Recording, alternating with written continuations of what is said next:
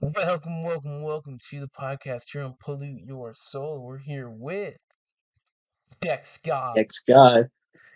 Thank you, man. How you We're doing? done to do this right What's this up? time. I'm so glad you're here. We're gonna chat it Yes, up, sir. do a formal Uh-huh. interview, man. How you doing, man? What's going on? Doing pretty good. I'm actually a little bit under the weather right now. I've been, I don't know, I took a COVID test or whatever, but I don't think it's COVID. But other than that, I'm chilling. Just been going to school full time, playing music, you know. What's your major? Are you going to college or like? Oh, I'm in a program. It's an aviation maintenance program.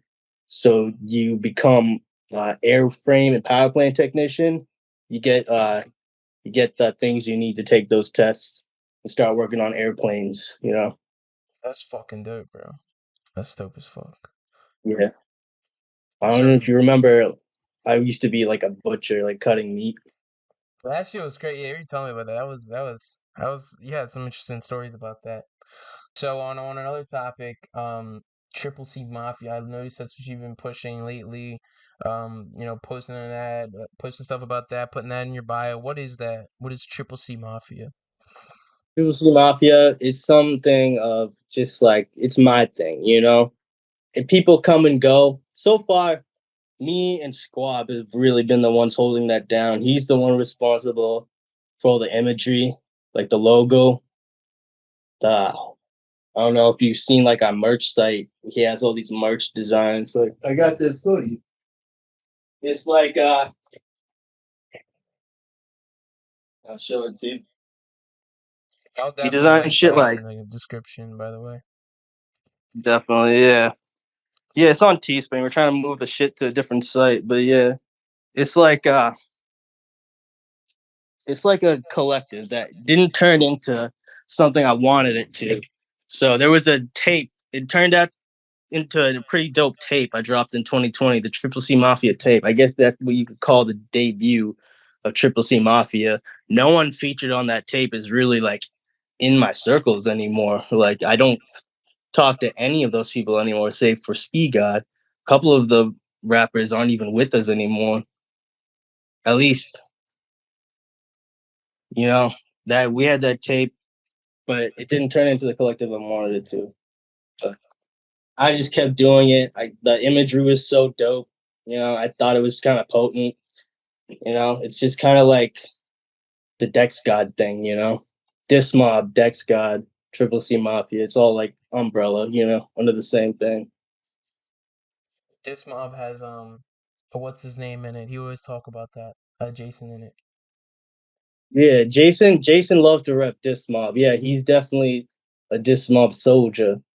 So It's just like just try and be inclusive. People who want to rep the shit can rep the shit. Like I just do it for fun. Like I'm not even super like I'm not trying to make a record label out of Triple C Mafia or anything. It's just something to rep. It's not supposed to be like, oh, this is like how I'm gonna be coming up, how I'm making money. It's just like, oh, Dex got Triple C Mafia. It's like yeah, I feel you. it's supposed to be like chilling. So like out of all the mixtapes like you've worked on over the years, you worked on a lot of them. Like, what would you say was your favorite that you worked on? You want to hear about like a non-label tape or one that I did through the label? I mean, one that I mean, it depends. Like even from your time, like it could be just any mixtape that you've made. Like, what's your personal like favorites? I mean, I always say that my favorite Dex God tape is the Xavier Renegade Angel Dust Savior Yeah, because I was able to just be myself on that tape. There's no like specific style. I guess there's some funk songs, there's some like drum and bass songs, there's like some like tread songs, but like I wasn't trying to like I was more just trying to showcase, oh, these are the producers that I like to work with. This is what I do when I get on their beats. So I just tried to feature all the producers that I thought were sick at the time in my circle. I have like Kinanza, Squab, Katabi, Zero Suits on here. I mean, like These are just like the producers that I thought were cool as fuck at the time, 2021 when I dropped this shit.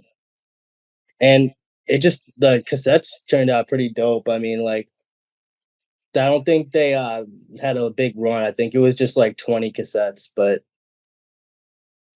it was cool to do that. And it was like, because at the time, like I had just done like criminalistic knowledge and Jack moves, and those were like through the label. So it's like, okay, I did these, but I had help from like the label, and that it was like a more of a group effort to do those.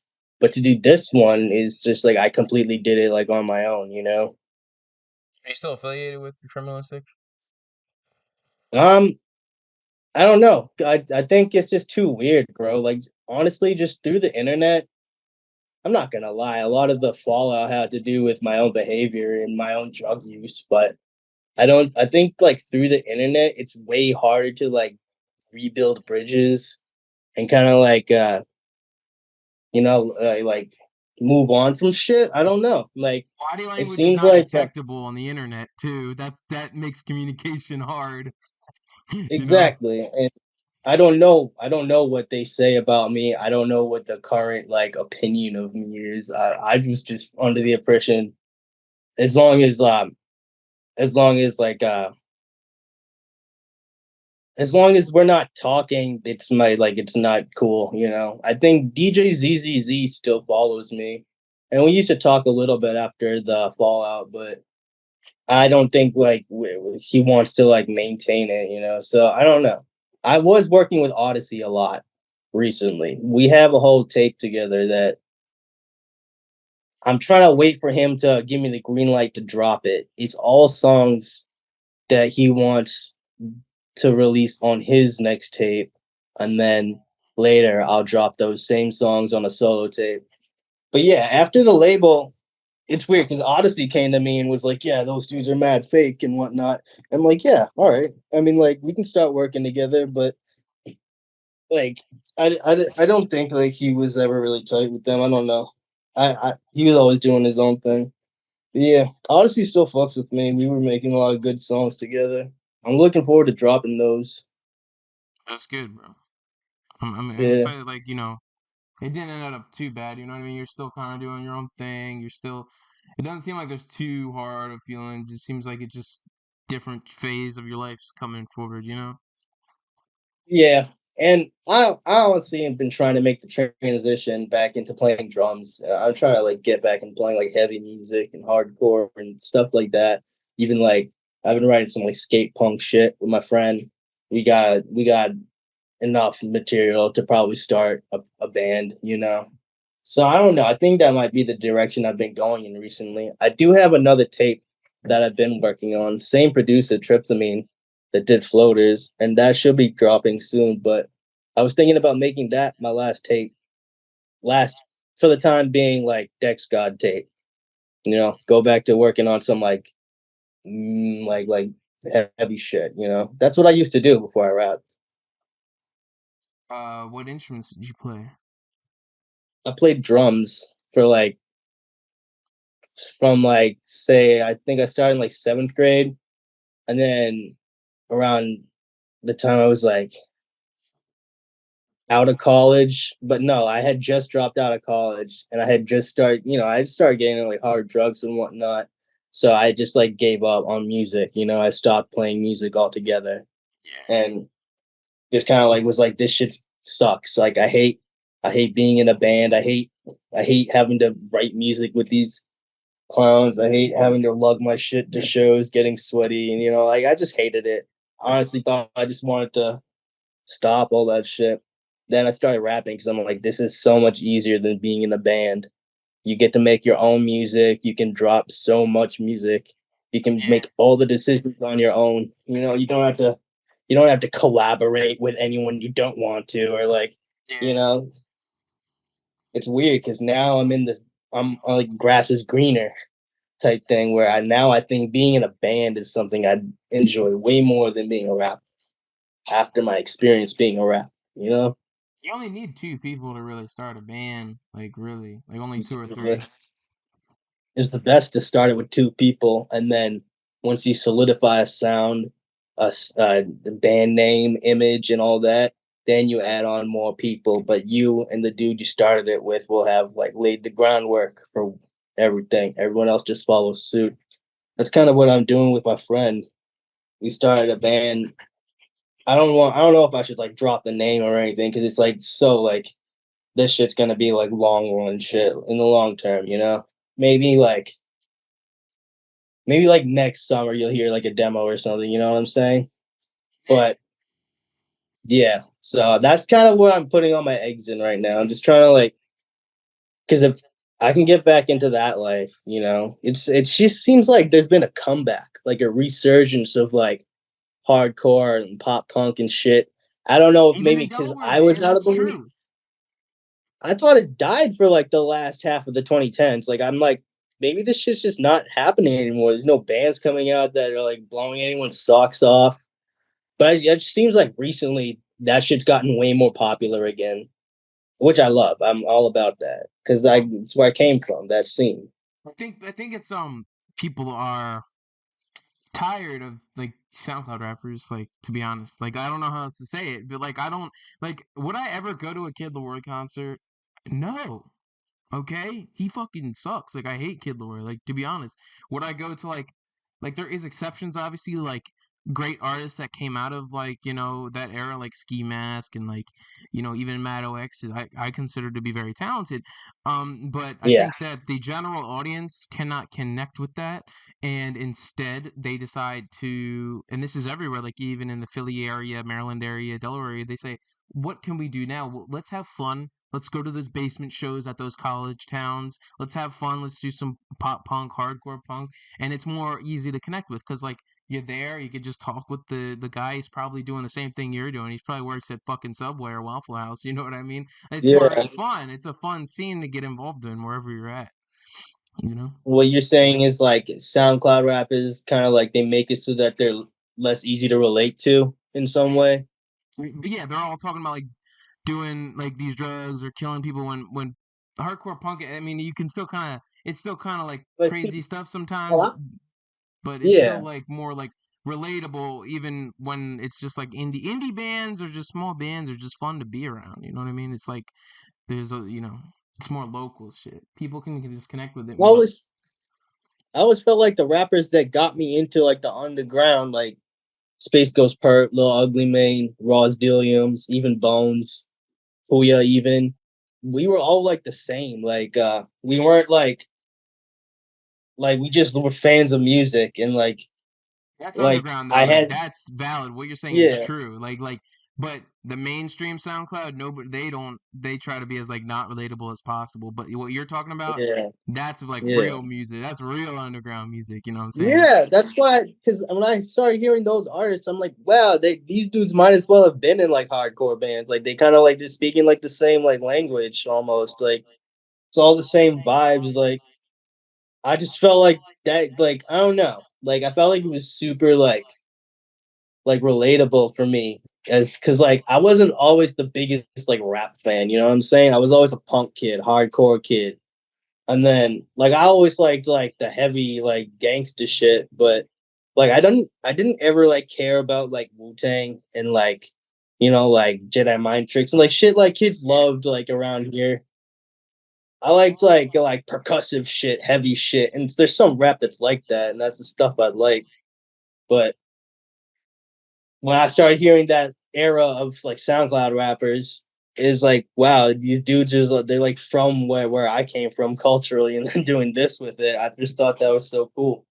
But like, yeah, exactly what you're saying. Like, it's not everyone's like that. I guess I'm kind of like turned off to that. Like, I don't even pay attention to that side of SoundCloud. Like, what like Reptilian Club Boys and shit like that. Like, I was completely sleep to all that kind of thing. Like, you know what I'm saying? It depends like who you know and where you're at and what you're into. Like when it comes to that shit, like where I'm at and what I'm into is very different to other people. Like a lot of people they consider Summers, Ken Carson, and Destroy Lonely to be like underground music, and for me like that's just a whole different thing that I don't even listen to or like I don't even like any of that shit. For me underground is like um Doom Shop, 6 Feet Deep, Haunted Mound, Yeah, Ramirez, All But Six with yeah. Puya, Tara Reid, Sempra, or like even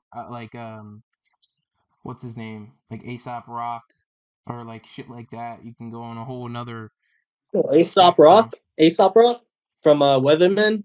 I just know he's on underground, like from New York or some shit. I don't know, but He's from New York, but yeah, yeah, exactly. I like some New York rap. I don't know. You ever heard the rapper Cage? no. Cage is a crazy rapper, dude. Because honestly, he gets a lot of hate. He's probably most well known for beefing with Eminem. You know, just calling him out in the '90s or late '90s, saying he stole his style and shit. Um, but the reason I like Cage a lot is because he's a huge dust head. Like he had a whole album about smoking PCP that he made with Tame One, the Leak Brothers. I think that album is one of the most legendary rap albums of all time Yeah. because it's almost like crazy how like those styles just like leapt out of them when they were just high off that shit. I don't know. That whole tape just like it communicates perfectly how they were feeling. You know, I don't know, but yeah, I don't know. Like I couldn't get down with a lot of other like New York rap. Especially New York rap. Like I don't like that whoop-de poop-de like I fucking hate drill music, to be honest. Like only certain drill Yeah. music. Oh, dude, the drill music is crazy. Honestly, like I can't like listen to it really. But like it's crazy how like kids are like dying over songs. You know, like the lore is what's really scary about it. Honestly. They're all like facing like 44 years. Like a majority of them are all like Chef G or some shit. Somebody, all of them are like Yeah. in jail or somehow, and it's like Jesus, like What was it's that almost kid as bad Nadi as like Osama? Memphis back in the day. Yeah. It was because like when I heard about that kid Nadi Osama, he got stabbed, and then they made like a dance out of him getting stabbed like that. When I heard that shit, I'm like, damn, wait, what is this drill shit? This must He's be 14 year actually like, old. yeah. When I What first the heard it though, fuck? like, who's that dude? D B Block. What is his name? Is it B Block? The dude, he like raspy voice, like, but he's like sounds like he's like doing like fucking like hardcore vocals over like drill beats, but he's just like ignorant. I don't know. I think the drill shit's kind of cool, honestly. But like UK drill is kind of weird. That shit's popping off though. I st- I stabbed you with Yeah, the bayonet. Like fucking shit like yeah, that. yeah. That's just weird. But the fits are kind of hard though, like the Yeah, they kappa and got all drip. that. Like I like Central Yeah, C. You can't go wrong with some Central C and Heady One. I think that and yeah, Skepta's like one of the most classic like UK artists you can like yeah. Skepta's fire. yeah, What other like yeah. Even now, man. what'd you say? I'm just saying I haven't been listening to a lot of rap music recently, just because I think I've been falling out of it again. You know what I'm saying? Like just trying to get back into playing like punk music and shit. That's just like what I've been listening to. It's just a lot of like punk music, emo music, some jazz, hardcore shit. You can't go wrong with jazz, dude. Like if I'm fucking doing homework or something, like I need to listen to jazz. But also Yeah. like with the sometimes I need to take a break from rap music. What I do is I listen to like what I've been doing is listening to a lot of like Marilyn Manson and like Oh yeah. Mayhem, just like metal and shit. Like I've been getting on I've becoming like a Marilyn Manson fiend. Like I don't like he's so interesting to me. It's like the shit that he like the way his vocals he uses his vocals to like communicate shit is so interesting to me. Antichrist Antichrist Superstar. I remember that album. That was a good one. Yeah, he's always on some awesome shit. Apparently he had allegations or some shit, but like I feel like every Yeah, fucking person he's has the some guy that crazy. he's the guy they tried to blame Columbine on. That was crazy. Yeah, that was Yeah. when that was like some lying type shit because Well, um just because the kids liked his music, right? The Columbine kids were the fans, right? yeah, that's kind of reminds me of the Yeah. Tyler the Creator thing when the kid was going around school and he was like, "Kill people, burn shit, fuck school, kill people, burn Don't shit, remember that. fuck." Probably was in his headphones, you know what I'm saying? And so then he got like suspended or expelled or some shit, but it was just a Tyler the Creator song that he was singing. Yeah. Yeah, wait, he really got wait, this is a real thing? I don't remember hearing about All that. right, all I right. Let remember me the see. song for the Radicals. That song was popular Radicals in high school, yeah. expelled. It's expelled or suspended. Let me think. Fuck. Let me think. I don't know. I can't find this shit, but I'm pretty sure he got like suspended or expelled because he was saying the lyrics to Radicals around school. It was fucking hilarious. He Yeah. was like some Well, chubby kid like me, like white and chubby, which makes it even more funny. that's fun. That's classic. So like talk about where you like grew up and what it's like there and how'd you like discover your love for music. Yeah, I mean, like I pretty much grew up in the area I live in right now, but I mean, I didn't always live here. Like I've lived around, but when I grew up, it was in like Massachusetts suburbs. You know what I'm saying? Yeah. Acton, Massachusetts is the area where my parents moved to. But initially, we lived in like a bunch of other like towns around here. You know, basically, I moved around a lot, but like I never had a steady school district that I was in. That's just like how it was. But like I don't know. I always played instruments. You know, like I played piano was my first instrument.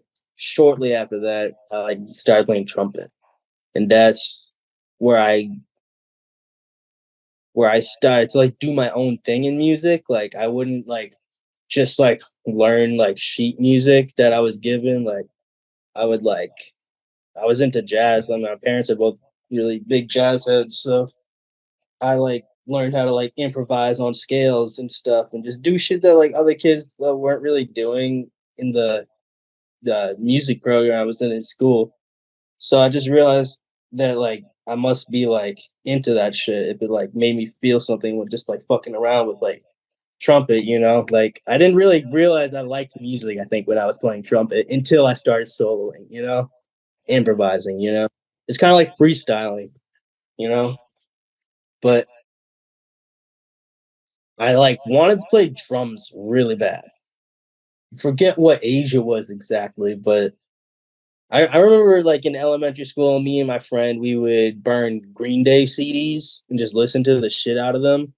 And the thing about the Green Day drummer is what he played was just it was hard hitting and it was fun, but it was like simple as fuck. And I could pick up what he was putting down and I didn't even like mean to. It's just like when I listened to Green Day, that's just what I would hear was the drums. And like the drums would be what I paid attention to the most without even trying. So I just naturally like all of a sudden just wanted to play drums. Listening to Green Day made me want to play drums really bad. So on my parents weren't gonna get me a drums kit right off the rip because like I don't know, I played like piano, trumpet, and like I don't know. It's like when your kid like shows like not like like severe interest or like not that there's gonna be longevity in something, you're not gonna want to like invest in another thing like that, right?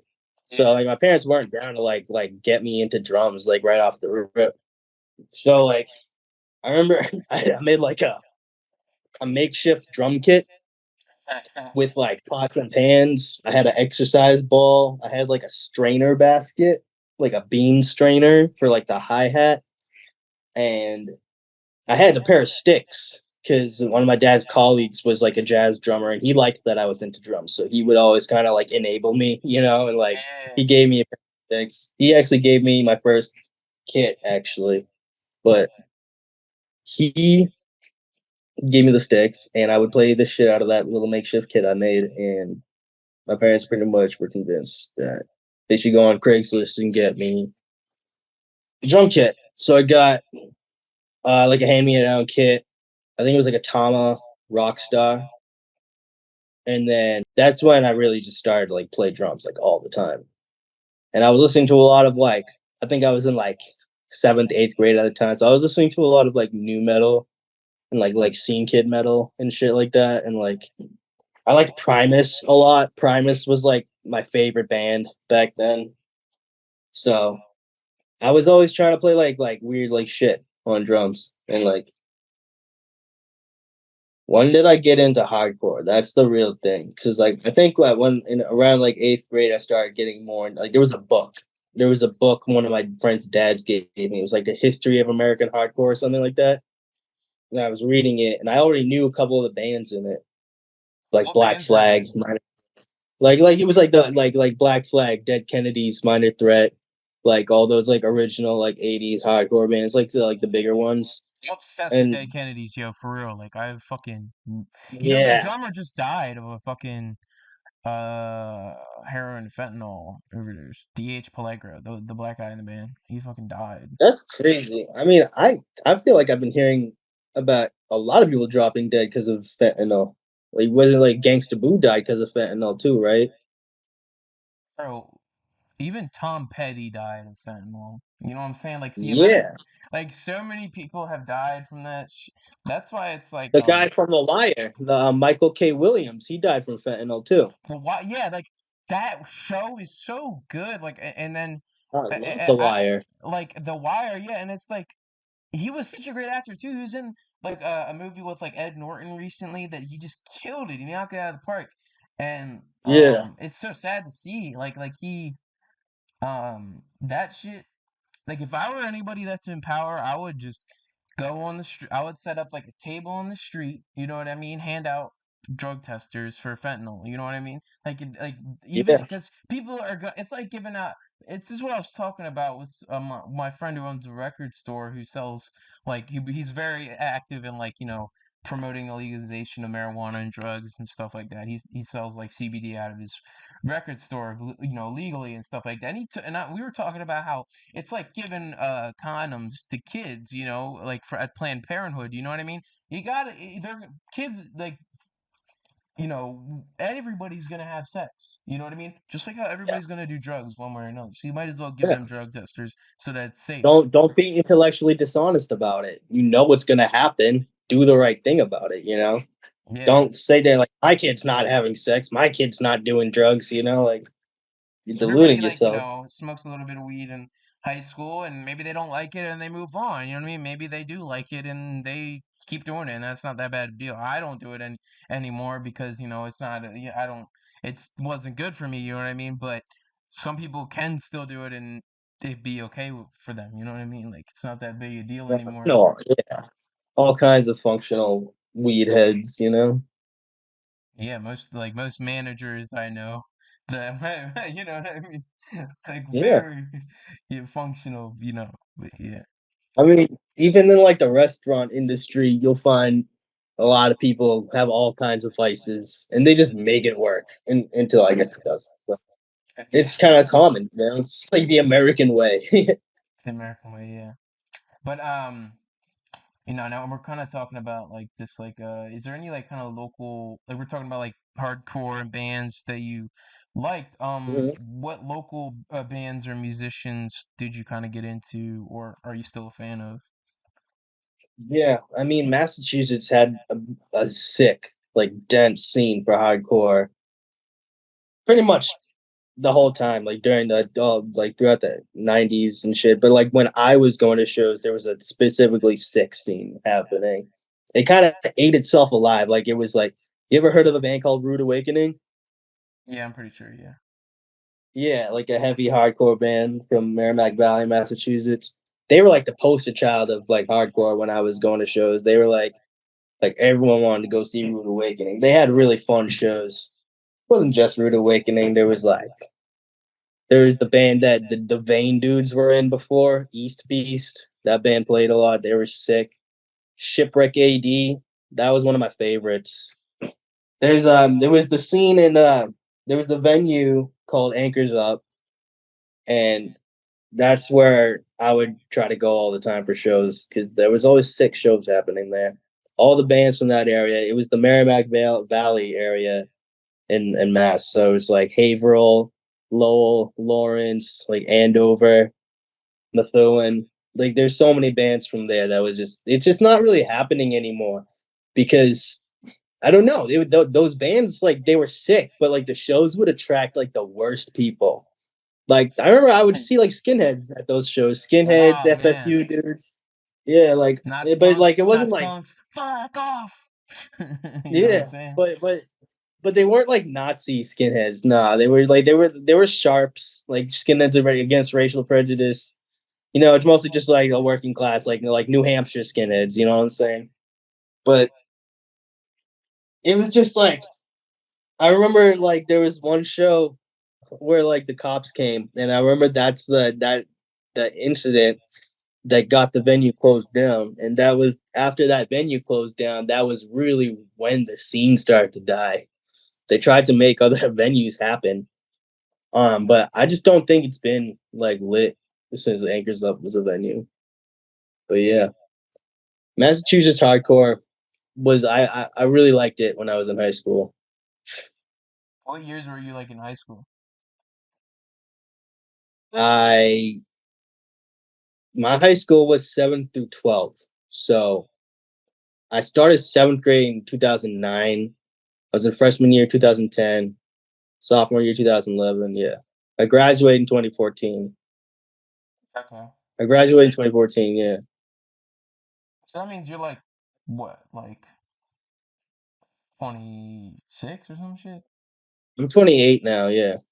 Okay, all right.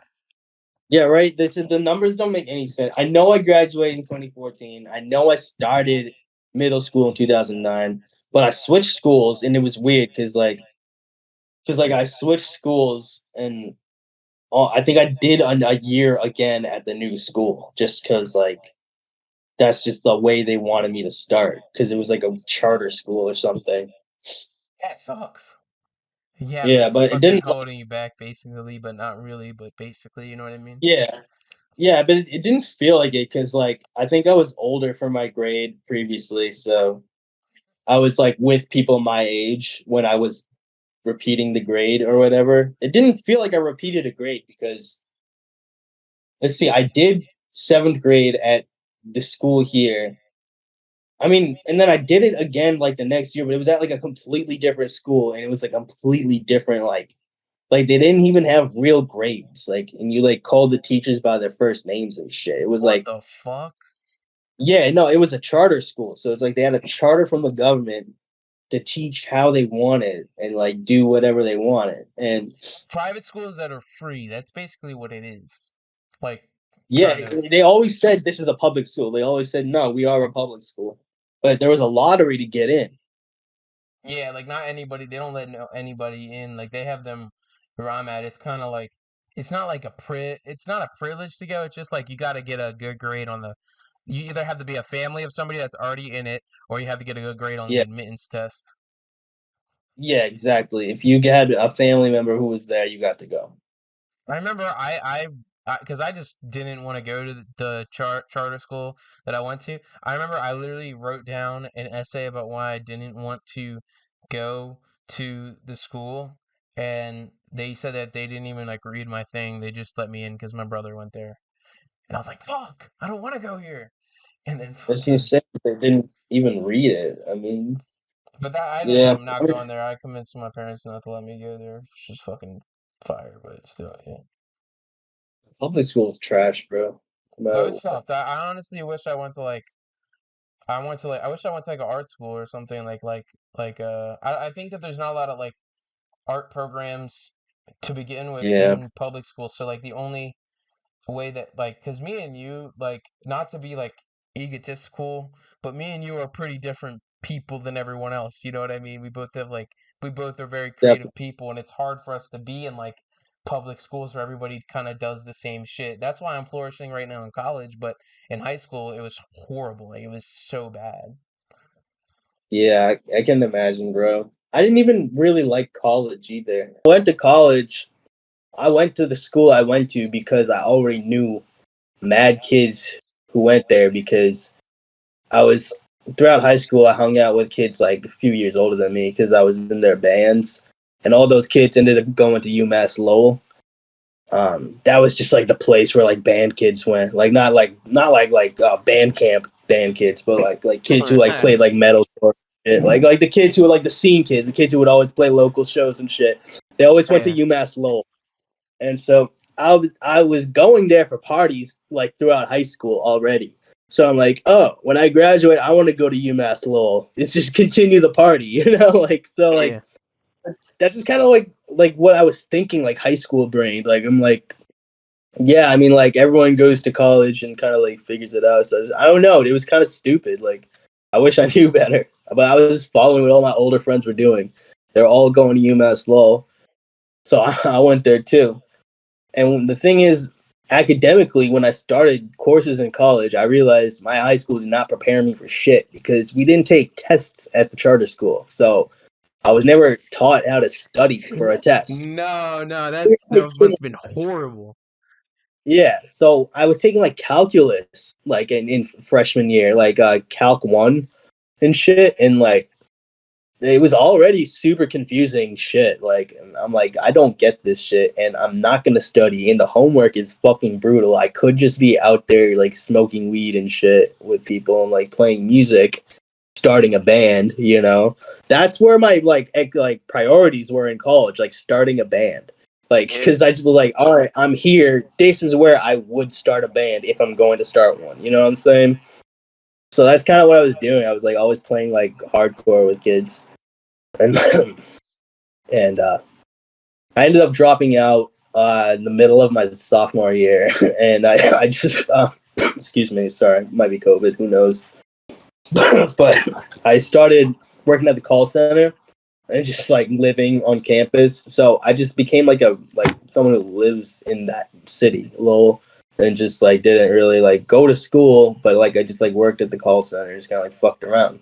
That's how I got really into drugs, because like Lowell is like that's where like there was a lot of drugs at the time, and I started hanging out with kids who like didn't go to the college but like lived in Lowell, and like like kids. Man. So that's like I started getting way more into drugs, bro. Like, because that's it was easy to get that shit in Lowell, like dope, like heroin and shit, fentanyl or whatever. So, kind of like almost the same year I left college, I got into opiates, and I don't know. It was also because I loved Ruben Slick. I was really heavy into all that shit at the time. I'm like, oh, this is what he's talking about, like. He But I don't is know. very open about his drug use and his music. Yeah. Him and old Curb Lagoop back in the day. Yeah, Curb Lagoop, like he's clean now though, It's like props to him. Right, he's clean as far as I know. Yeah, I'm pretty sure. Yeah. And then He's who else is clean? Drippin' So Lonely, I know is clean or some shit. Drippin' So yeah, Putty or whatever the fuck his name is. Slick He isn't clean, bro. I hope he like figures it out, but he's always been on one. he's I think he was locked up recently. I remember that. He was on a Yeah, wall doing these music videos though, but like, and I got the which I'm so glad this exists. I got that shit too. I actually got all the ones Circle 5 just did, bro. Circle Five's been on a roll, bro. I wish I got that nail tape, but I'm not trying to fucking pay $150 on Depop for that shit. Everybody's selling it for like $150. Like, chill. Got fucking mink rug, fucking all these shits, dude. Like, I'm so glad they did these. I interviewed the guy twice who created it. I think it's run with 1990 Morgue or whatever his name is, Like, but Psycho Sounds. Yes, he. I interviewed him twice on the show. We did one I episode where heard we just talked about Stone Dog for like an hour. Like, I heard that. Literally heard that one. I honestly, like, I wasn't sure like what you guys were talking about, honestly, but it was funny. Like, I don't know Stone Dog. Stone Dog is basically a guy in Doom Shop that retired from music, but he was like really good before he left. Actually, this is something that he did that not a lot of people know about. He founded Sick Records, but Kevin the Creep, SIC. yeah, SIC, but Kevin the Creep took it Yeah. over after he retired. Yeah. And honestly, I only heard about SIC through being on Criminalistic and through hearing Isaac talk about Kevin and SIC. I didn't know anything about them until I was like hanging out with Isaac and all of them. And they were always telling me shit about those dudes scamming and whatnot. They were scamming. I don't know. That I always have heard terrible things about Kevin the Creep and SIC. So yeah, I've so never Sick bought. Records when it started, it was basically there was no really like tape dropping when Stone Dog was in it. It was just one of those like, oh, we're gonna make music, and then he retired, and then Kevin the Creep kind of came in and exploited him. All right, you know what? I think it's time to talk shit on Kevin the Creep because he's been pretty rude to me before. Uh, No uh, one likes him. all right, let's get it. Um, all right, let's get it. I'm not. Let's be clear though. DEXGOD does not know him, and this has nothing to do with him or his opinion. You know what I mean? So Sorry. no blame on DEXGOD. Okay, if anybody's watching this, he's just a homie. Um, yeah, basically people say that he was repressing tapes for like old Memphis artists and old rap artists, and the represses came out like shit, or they were missing sides completely, or the original artist wouldn't get paid properly. Also, what's it called? He got mad at me when I did an album review for him because I talked about how one of the artists that was formerly on Sick Records now works with Omen 13 or some shit. So he got like really petty that one of them worked with Omen 13 and that I mentioned it during the interview. Or I mentioned how like Dom has a similar style to Soulze, and obviously Dom's not biting Soulze. They both are inspired from old Houston and fucking Texas rap. I'm not saying that like Dom is biting Soul's style, but I was saying they're both chill. And then he got all mad about this shit. Thankfully, he did give me Yeah. free vinyls, three free vinyls for doing that review. But it's like, dude. Also, he just all his music is not like interesting now, and all he drops is just like elevator fucking music beats that are just I don't know. He don't make that good music. He made good music with MFKS and Dom, but he ain't that good anymore. I feel like dudes are always being like that. Like, oh no, you can't have this opinion about the music I made. Like Baker is kind of like that too, right? Like he hates when kids compare his music to 3-6. Like, bro, like just admit it. Like every time I make a funk song, who am I trying to sound like? I'm trying to sound like Tommy Wright the Third and fucking Freddie Dredd.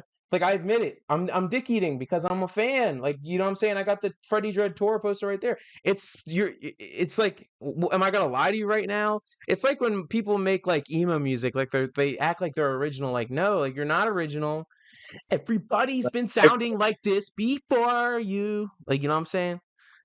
Yeah, like emo music. Every band that makes an emo album these days, there's a band from the '90s that it's almost like an exact doppelganger of that album. Especially rappers that make one rock album and they think, oh man, I don't think a lot of people would be making rock albums that are rappers before. Like, bitch, have you heard of Beastie Boys or fucking Run DMC doing a rock song? You know what I'm saying? Like, people, rock and rap have been like adjacent since the jump. Like, you're not original.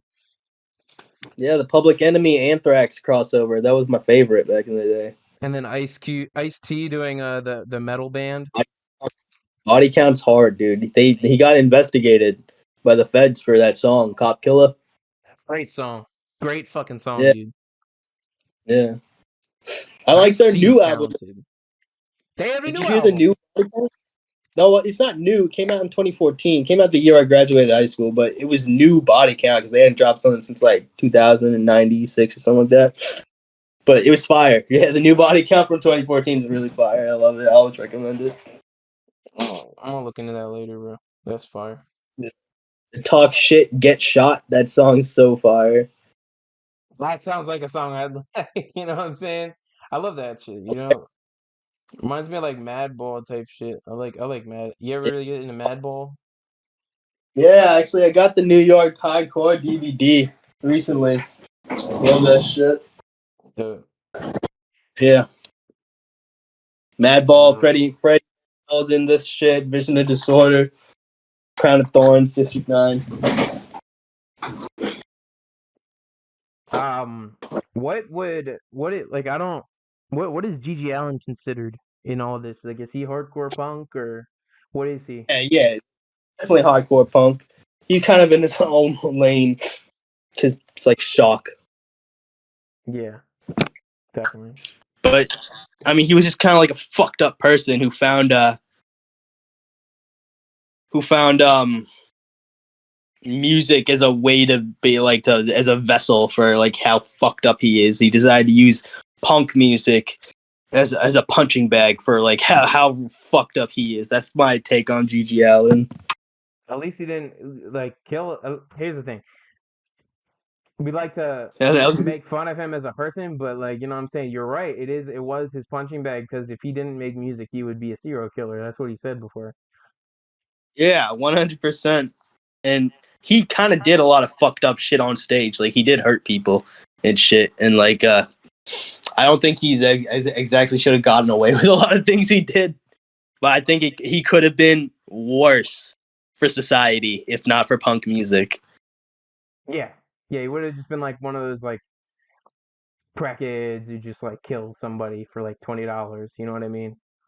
If Yeah. had he not made punk music, and honestly, like, if anybody like sees like one video of him, like I'm not saying he's like exactly redeemable. He's certainly not, but there's a really good documentary called Hated about him that I just watched, and it kind of like puts everything in perspective and shit about like I don't know how he went about his life and how he's just kind of was like a drifter and shit with it, and he's just always on tour. He's always doing drugs, and he's just like Yeah.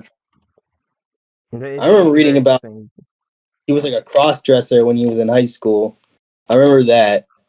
He got a lot of hate for that too, because he would like um he would like he was when he was a kid he was like very open about his sexuality, so he got bullied a lot for that. And also was like his dad was like first off, besides being abusive, but his dad was fucked up and would like abuse his mom and always be like, one day I'm gonna kill all you guys and then kill myself. Like imagine your dad every day being like, yo, I'm gonna kill all you guys and then kill myself. You know what I'm saying? Yeah. Like, what the fuck? And his dad was like super religious and was like and would That's what dig I their was saying. graves in His front dad, of him. I thought his dad was a pastor. I thought I heard that shit. That's I think that's might be Marilyn Manson or somebody like that. Somebody somebody's dad. Yeah, you're right. Somebody's dad was a pastor, but for here it just says he was a religious fanatic. Also, he had no running water, electricity in his house, and his dad would dig graves in front of him and be like, "I'm gonna kill you one day," or some shit. Yeah. And he was Yeah, like Cage. prisoners. I was talking about Cage earlier. Cage has a fucked up story too because he raps about it a lot. His dad was in the military and he was discharged for selling and using dope in the military. And he would make Cage tie his arm off when he shot him up, and then he'd beat him with the belt after he got high. And he has songs about that shit. His father would force Palka to pull homemade tourniquets around his arm as he injected heroin. At the age of 8, Palka's father was arrested during a standoff with state troopers after threatening his family with a shotgun. By the Yeah, time Rage was expelled from high school, his mother remarried twice, and he was beaten by his stepfather. And then he began using PCP, cocaine, LSD, all that. yeah, and he taught himself how to rap at a mental institution that he was locked up at. He just like became a rapper going to this mental institution. He called it rap college. And then we'll talk about that in a minute because last year I was in a rehab. Um, Yeah, so he talks about how he's basically Alex from A Clockwork Orange and shit, and how like he yeah, was very like that, relatable to that's his that. alter ego for sure. That is a good movie, Clockwork Orange. So like, but that's true though. Like when you're in the lowest of the low, like that's when you like. I don't know how many. A lot of my best songs, like when I started, because last year is when I really started taking rap seriously, because I was in like a PHP program, and I fucking went ham. Like I would be like, "Yo, can you guys drive me to the studio? Like I know a studio nearby." Because I was in Connecticut, I was in Danbury, and Oh, yeah. and yeah, it was crazy. Like I would just go to the studio and and record some of the best songs I'd ever made because I was like awaiting a fucking trial for a fucking Yeah, robbery. You know what I'm saying? Yeah, I remember seeing that picture of you Yeah, from I'll talk the. about that. Like I haven't really kind of talked about it on my podcast, but yeah, I was like I was involved in an armed robbery. Last year in June I wasn't arrested, but basically I committed the crime and then I just kind of told my family that I needed help. And ever since the day I committed the crime, I focused on my recovery and going into um, like getting sober, getting good medication for my bipolar disorder, and then Mhm. basically I did like 6 months in two places for mental health and recovery, and that's where I started making a lot of really good songs. I even interviewed some people on my podcast in there, but it was like very intermittent. And then eventually, last in this January, I turned myself in to the police, and I um basically, I got 2 years probation and no jail time. Nice. I got Lucky. a plea deal basically. I didn't even though there's somebody else involved in the crime. I was like they didn't even ask me to like snitch or anything. Like honestly, I hope the person I did it with gets arrested because they're a horrible person. And I witnessed like a What? very violent crime happen, but I was the driver in the Yeah. thing basically, and the footage Yeah. is from me at the store before it happened, and then I left, and then another person came in, and then I drove the person away. So that's I'll talk about that with you because I bet Jason might have asked you about that or something, or told you Long about it. time. He just showed it to me when it happened. He didn't. Me He and didn't him were really gonna tell. go to a Me and him were gonna go to a Tommy Wright concert that weekend, and Oh then shit. I just texted him. I was like, "Yo, I can't.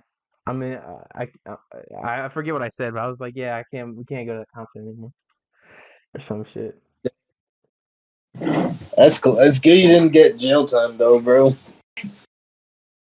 It's a Is it because cold you world, turned man. it? Yeah. Wait. So you like turned yourself in or what? I turned myself in, and basically what happened is I turned myself in. They let me out on bond or whatever. But they were like, yeah, if you don't show up to your court date, you're gonna have to pay like $10,000 or some shit. I don't really know how that worked. And basically what happened is before that court date, which was like 2 months after I turned myself in, I got a job. I started college and I started like this therapy center thing. And I got like really good grades in school. And then when the trial happened, I showed them all the shit I was doing. And they were like, all right, like you've proven to be a good. And also like the cops in there were just like they understood that I was just like a kid who did some stupid shit. And then they just saw that I was trying to do better. And had remorse, so they just took it easy on me, I guess. And then after that, I just fucking kind of stayed doing the productive shit that you're supposed to do. Now I have to have a job. I have to be in school. Like I'm court ordered to be in college, and Yeah. I'm court ordered to be in fucking uh group therapy and shit. Wait, your court ordered to be in college? I feel like that's a little excessive. Because like college is expensive. You know what I'm saying? Nah, they I'm able to pay for my college. Like I have a lot of No, support. I know. Court to say you have to pay for it is kind of retarded. To go to Yeah, college is fucking go to college. But I wouldn't want a court to be like, yeah, you have to go to this college or something. Like I can understand a court being like, you have to go to this anger management class or drug counseling. That makes sense. But to make me like pay for a service like that, or I don't know, I feel like that just rubs me the wrong way. have you ever had to? You've struggled with addiction. Like what has that been like in your life? I mean, like I went to rehab 3 times. Yeah, detox and rehab 3 different times, and I never had like when I was in trouble with the law, I had an ankle bracelet um this past year, but it wasn't because of me being on drugs. It was a weird domestic situation I had with an ex girlfriend that it just ended badly. You know, I mean, like I could go into that right now. I feel like I should now.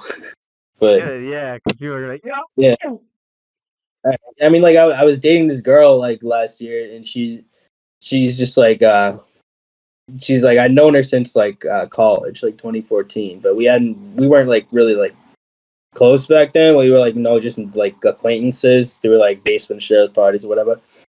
And then like I don't know, I just like ran into her at a show last year or something, and we started dating. And then I don't know why, but I got like I didn't notice the entire time I had known this woman. I hadn't noticed that she was actually like autistic, like actually like on the spectrum, like severely like high functioning, but like badly autistic and like a couple other things. And like I didn't know that. Like I don't know why I didn't notice this shit like until I started like dating her. But it was like it turned into like a weird like abusive relationship, like where I was just like I don't know, like now that I you were like being now that I abused. yeah, I mean like I don't even like to say that like because like it just feels weird to say that, but it was like it's like she was like it was like it was mentally manipulative, you know what I'm saying? Like it was like I was smoking a lot of dust, you know? That's what it was. I was smoking a lot of dust and she like I started smoking it with me or something. I don't remember. Like I it's hard for me to like piece together what happened. But I know that I tried to break up with her a couple of times and it was almost impossible because she's just like insane. You know what I'm saying? She Like threatened like suicide or like to hurt you or like was it stuff like she gets that? like really, she gets violently drunk and throws like fits, you know, like and like says like crazy shit. Yeah, like yeah, she does say like crazy shit. Like she said one time she was gonna like shoot me, like she was gonna like shoot me with a shotgun or something, God and that damn. almost got you. But like they like so like she like kind of like I was like it was my birthday and she was like trying to like get me to let her drive me to Connecticut to buy Sherm because she thought like that's what I would want to do on my birthday. And I was kind of like in the throes of addiction, so like I wasn't gonna like say like no, but like she like kind of like came to my house.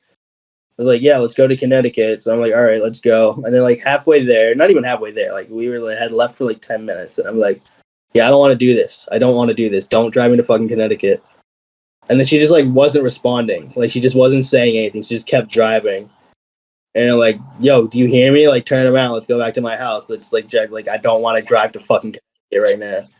So I don't know. Like I was in like Sherm psychosis at this point, you know? Like I wasn't like all there mentally, you know? I was like going through like weird paranoia and shit. Like I thought my friends were cops at this time and shit. And she was kind of still insisting on like being my girlfriend. Like being there with me for all that shit. Like a normal woman would have left. Yeah. You know what I mean? And no, she was like, yeah, no. This is fine. This is totally normal and chill. So I like grabbed the steering wheel and like drove us into a stone wall. You know what I'm saying? Like that's 100% what happened, and I take responsibility for that. And like that's why I was put on probation. And she still came to every court date and like said she did not want to be a witness and said she did not want to press charges. And like bro, like yeah, even after I got my ankle bracelet off, she like still wanted to date me. You know what I'm saying?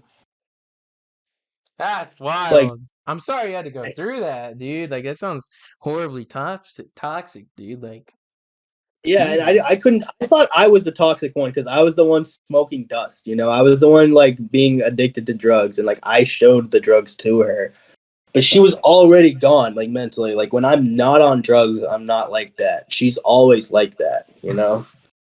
That's it. I mean, what's they say? Like misery attracts company type shit. That sounds like kind of Yeah. what happened. Is like just y'all enabled each other. I mean, at least you're not Yeah. No, we did with her anymore. 100%. Yeah, I'm glad. I mean, it sucks that that's how it had to end, like with a court case and everything, and like probation and all that. But like that still seems like the easiest way it could have ended, because like given everything that was going on, I don't know. Probably didn't have to be that. I don't know, man. I try not to dwell on these things. I still feel like I'm like it's still like happened so recently that I'm like still like not processing it all properly. But I got my bracelet off, which means like I wouldn't have been able to become an aircraft mechanic if that went through, and if I did get a charge, and if I did like have to do jail time, like I wouldn't be able to become an aircraft mechanic. So I'm really thankful that I got that shit off, because now I want to go do that shit now and like just put all the shit behind me. You know what I'm saying?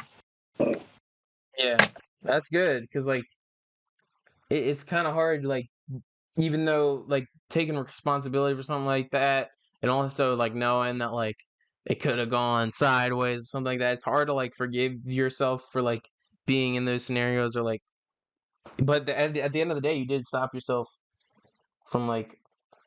It shows that you kind of don't want, like in your heart, you don't want to do like those activities or drugs or. I like at the time, like I thought, okay, I'm a rapper.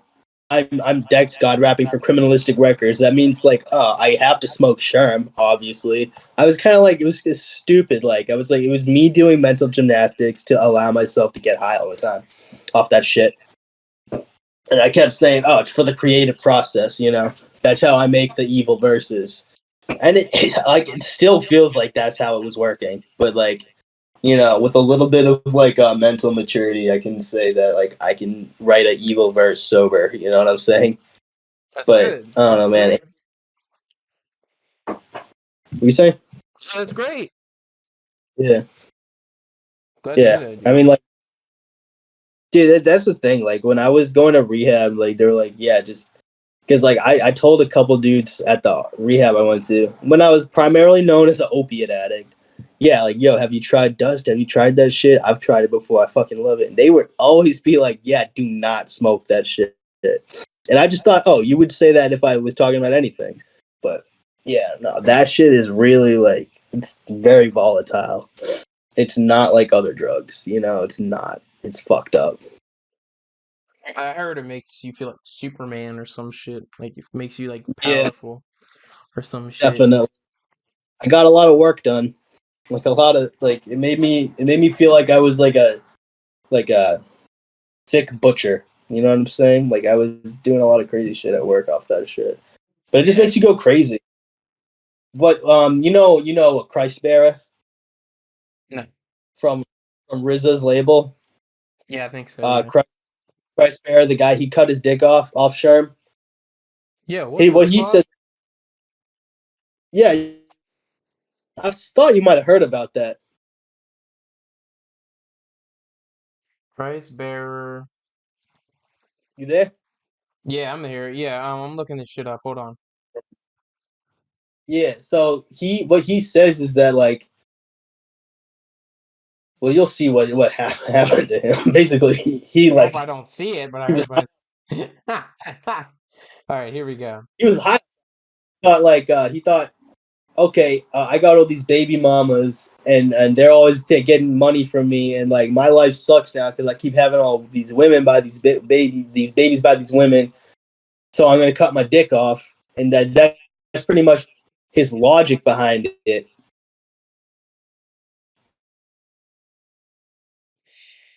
He But I like the attempted. part when he says, Whoa. Wow. Holy shit. What the fuck, dude? That's he was on crazy. pharmacopoeia. Like, yeah, he tried to put it down like garbage disposal or something. I don't know. Maybe that's a different story. But That's yeah, wild, bro. That's but he fucking he was crazy.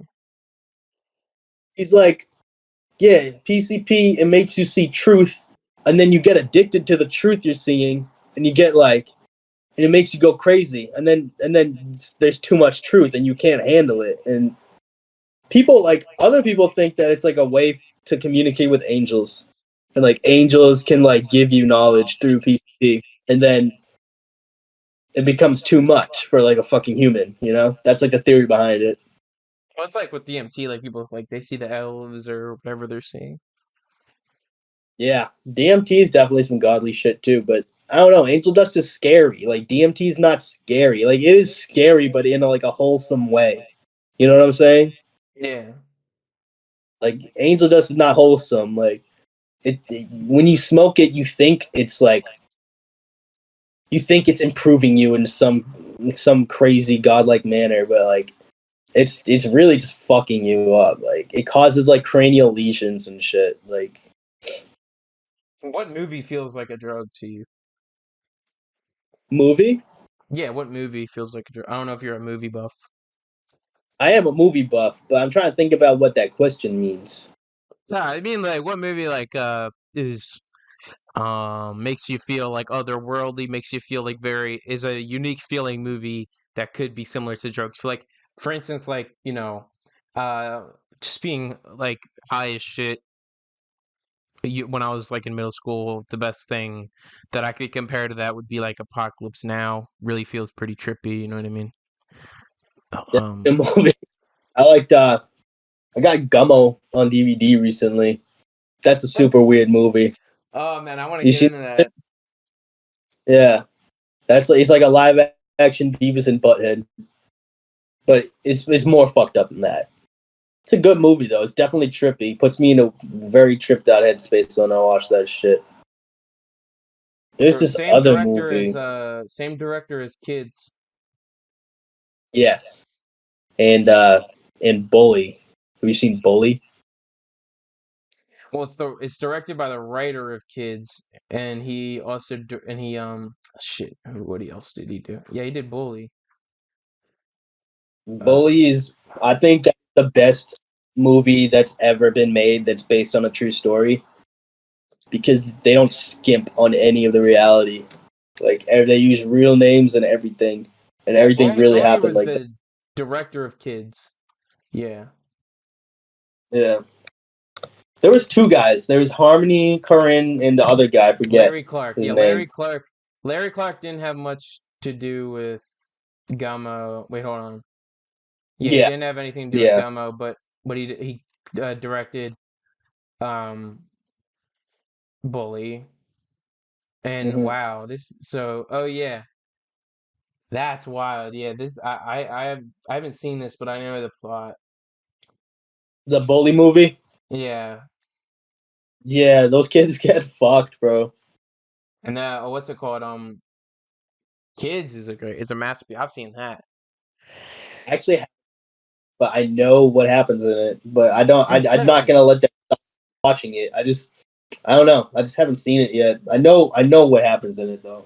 It's an important movie. I think I don't like if I were to become a teacher, which I mean isn't out of the realm of possibility. Like maybe I'll go down that road. I am getting a literature minor and a major in film and video production, but maybe down the line I might try to become an English teacher. But honestly, I think that like in college or at least like in late high school, this movie should be shown to people. You know what I mean?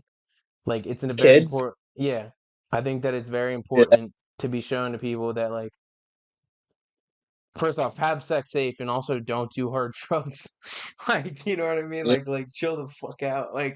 Cause for real, like that's like it does it only takes a couple streets, a couple turns to encounter something that you'd see in kids. Like it's everywhere. You know what I mean? It's not nobody's really safe from it unless they have like a really good family and like support system that like has instilled in them values that would allow for them not to think that that's an option to do stuff, which is happily most of the population, but a good percentage of the population sees that as an option of a route to go, which is on like crazy unprotected sex, crazy unsafe use of drugs and stuff like that. That's a good chunk of the population of America engages in that, you know.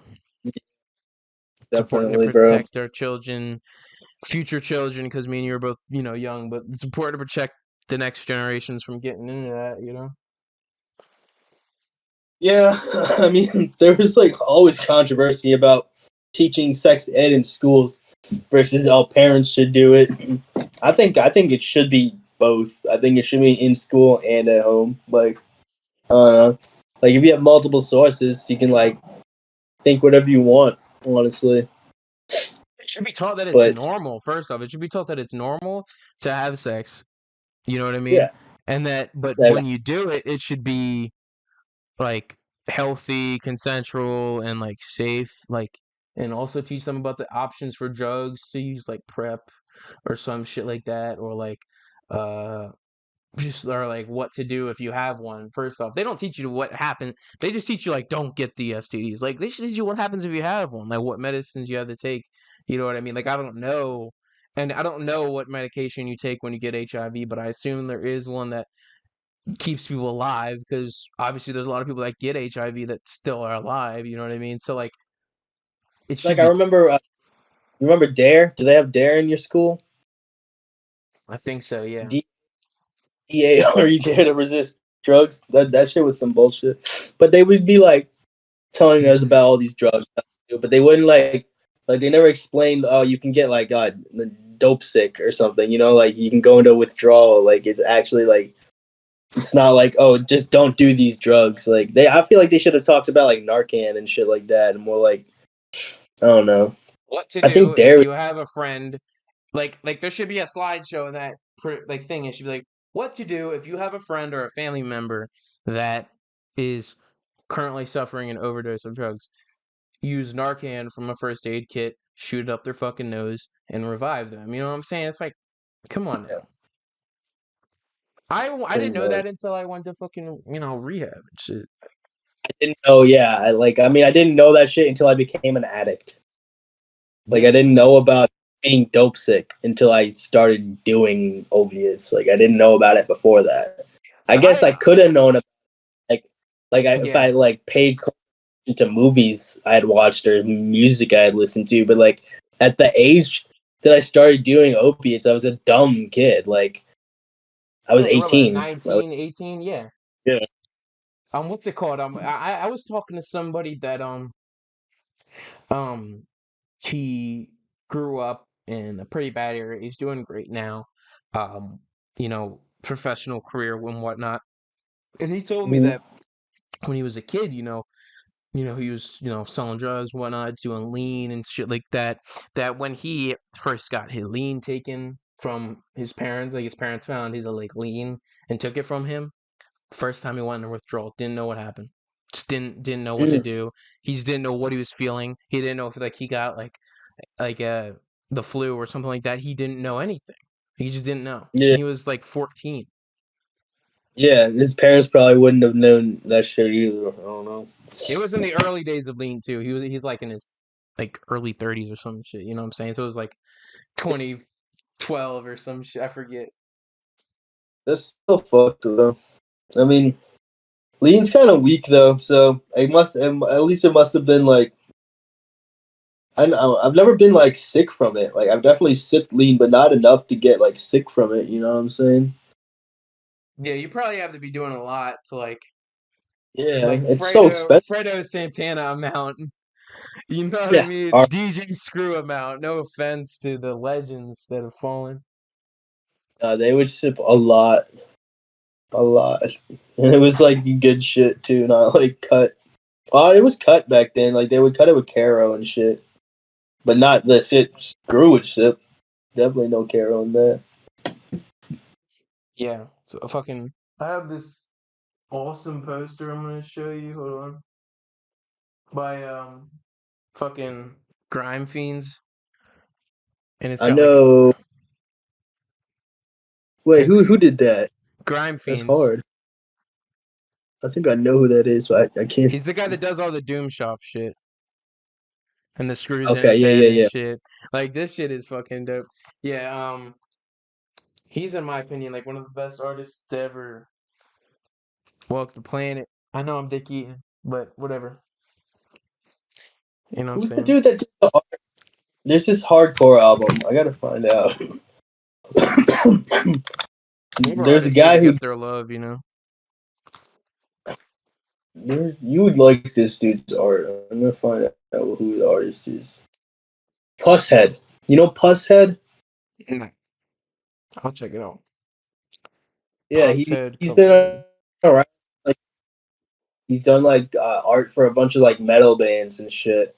But his shit is fire. I think you like it if you like that dude's art. Metallica. He did a Metallica art. Yeah. He did some Thrasher shit too.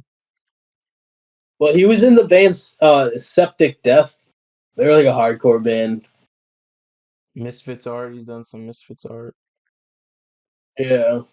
I just like the shit that he does that's like not like from album covers, like the shit that he just does on his own.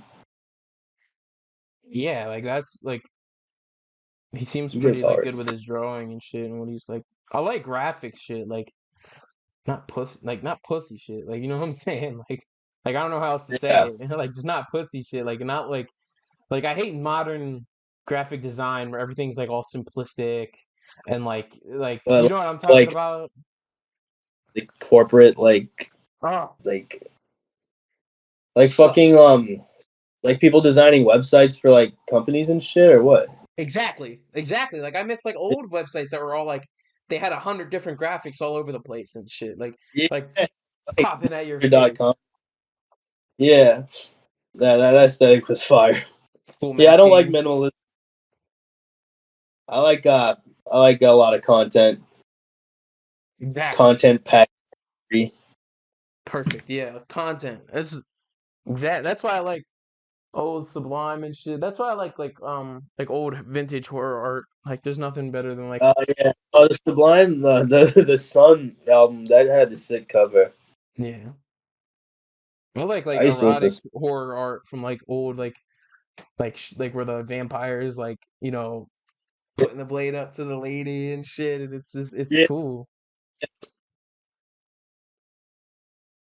Yeah.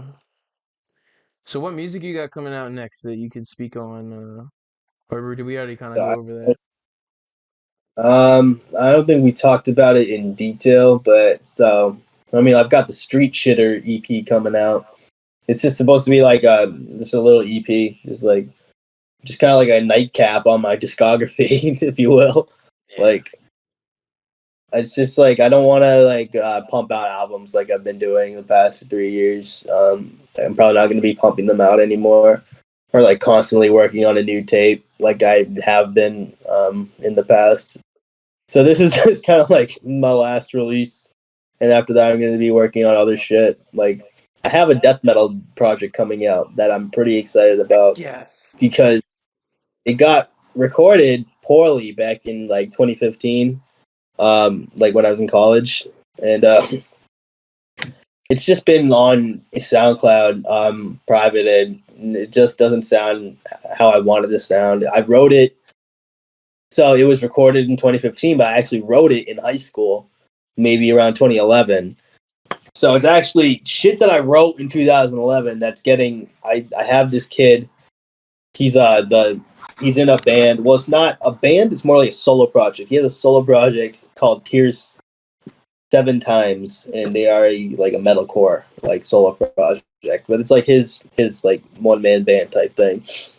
So if you listen to them, you'll hear like the kid who's recording my album for me. I wrote the guitar parts.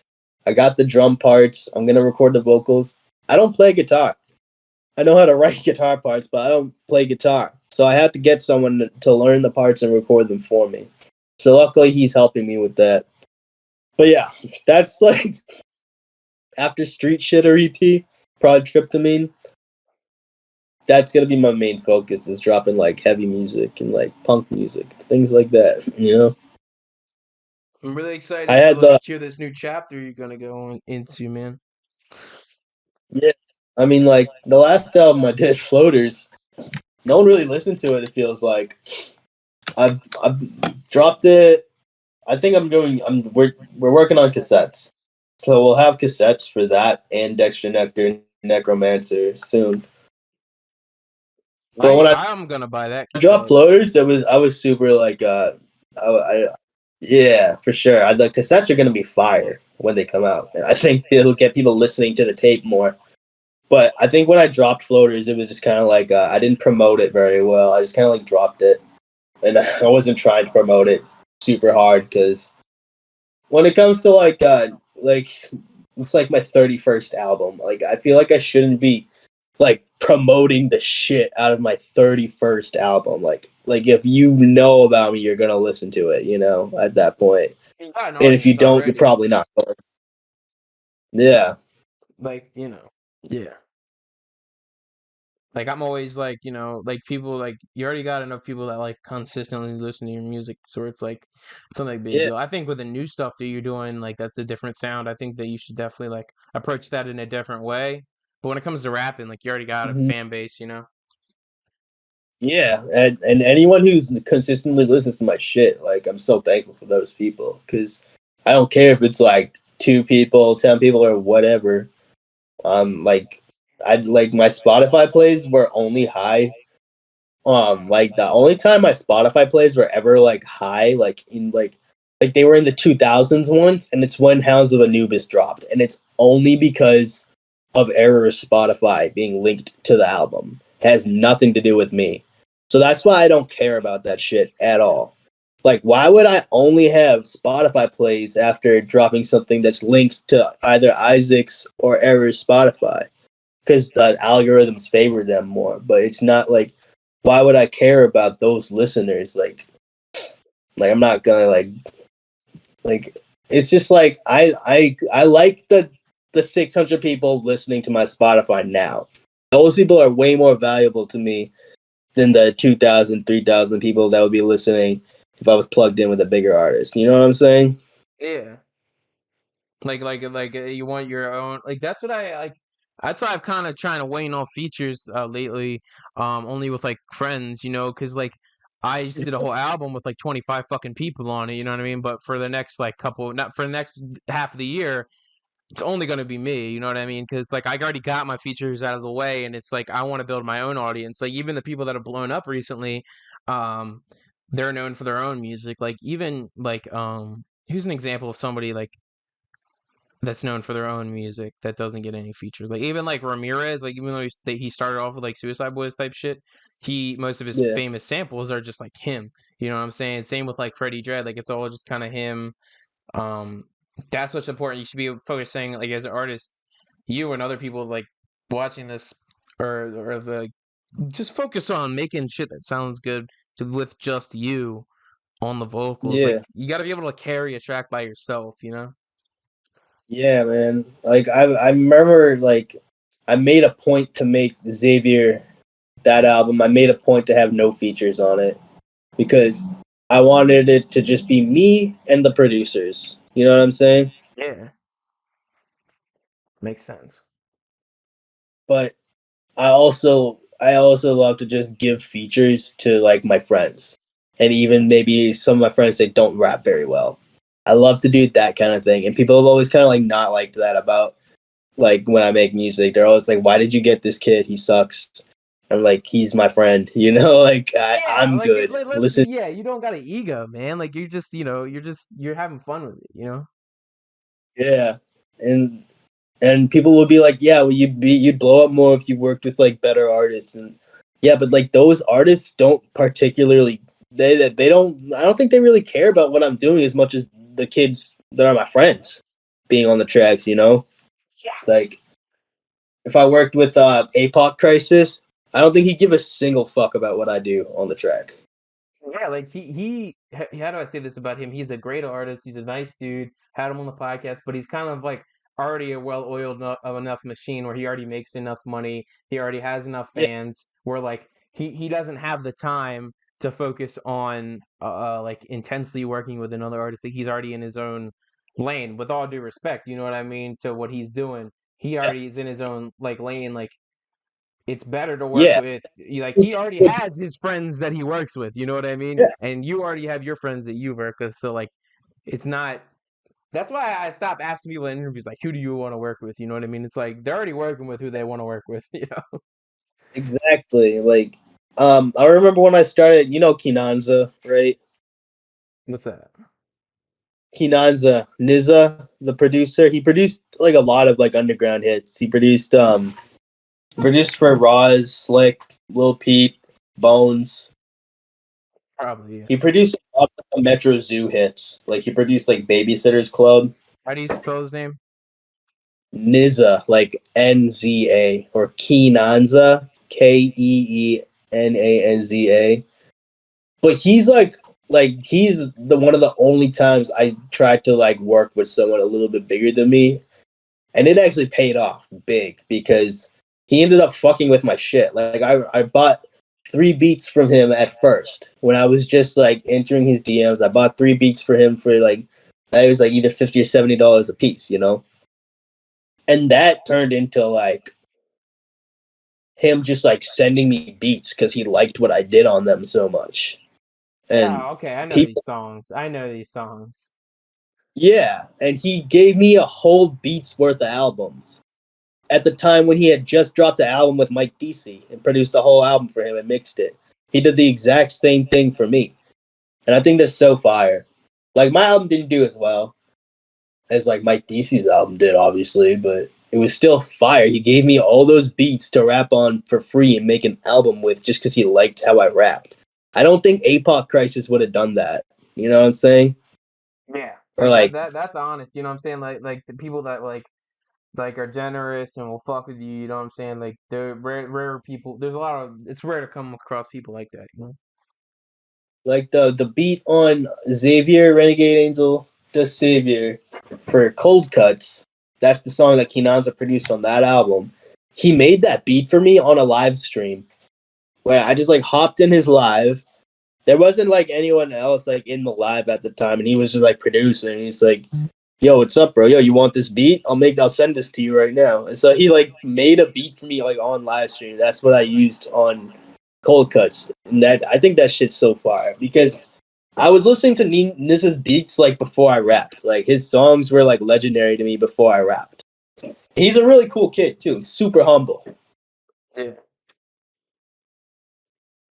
Yeah, I just wish more people would like him. You know, that's why all those under Queen people. Nanza.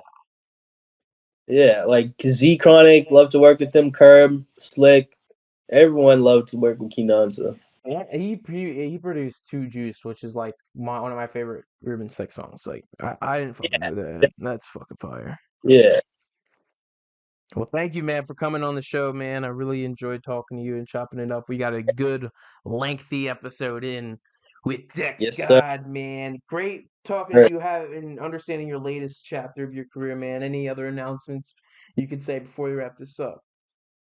Yeah, I'm playing at the Midwest Schizo Fest in Detroit, Michigan, Psychedelic Healing Shack on October 28th. If you live in the area, pop in. There's gonna be other fire bands playing and vendors and whatnot. So yeah, I'll be there. Thanks for having me on here, bro. Of course, man. It was a great time, man. Be sure to like, comment, share, subscribe, listeners of this podcast. And obviously, if you want to support Dex God and the Triple C Mafia, you can click in the links in the description of the YouTube down below. And if you're watching on Apple Podcasts, be sure to leave a rating, or on Spotify, give a follow to the podcast. Like, comment, share, subscribe to Pollute Your Soul, and peace out.